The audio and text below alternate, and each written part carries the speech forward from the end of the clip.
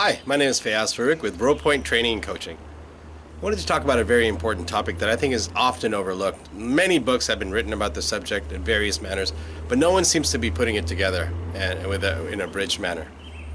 So I wanted to talk about two things that every CEO must know.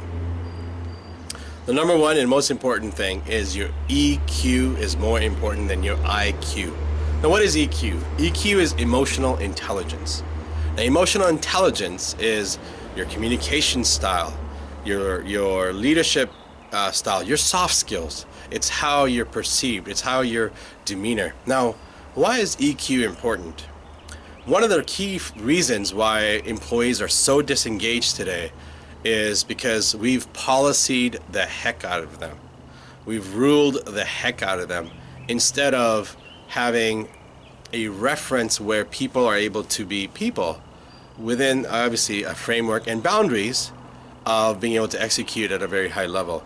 Emotional intelligence creates culture. If you're a friendly CEO, chances are you're not going to hire or have a culture that's very toxic. Now, unfortunately, most CEOs never get low enough to actually be able to identify with really the culture that they've created. And people talk about culture like they talk about leadership, like they talk about going to McDonald's. It's abused and it's overused. But really, at the end of the day, the CEO is the one that creates the culture and is responsible for making sure that culture is, goes from the top all the way to the bottom.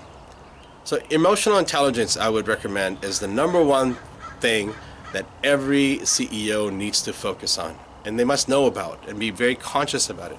Because if you want to attract high-level talent and keep them, your EQ is more important than your IQ.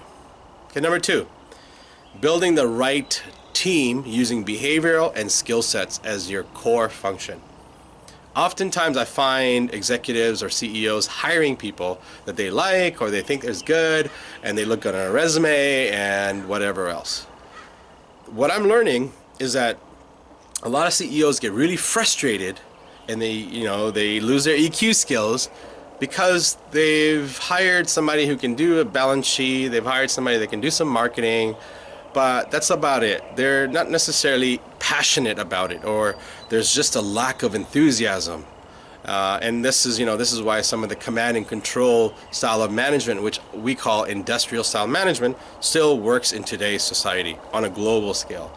But here in the United States, we have evolved. I mean, the millenniums are a product of wanting to be respected, wanting to move up, and we're still in the transition of the management fashion that's accelerating faster than it did the old industrial style of management. So building the right team using behavioral and skill sets team is the most important task.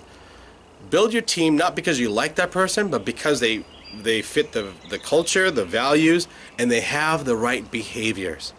There's no substitute for attitude. That goes back to EQ, right?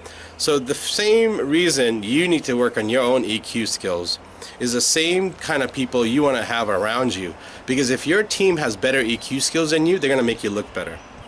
Now, mind you, I don't discount skill sets. Like I said, behavioral and skill sets are extremely important to this game, right? Because they have to have certain skill sets. But here's what I've learned.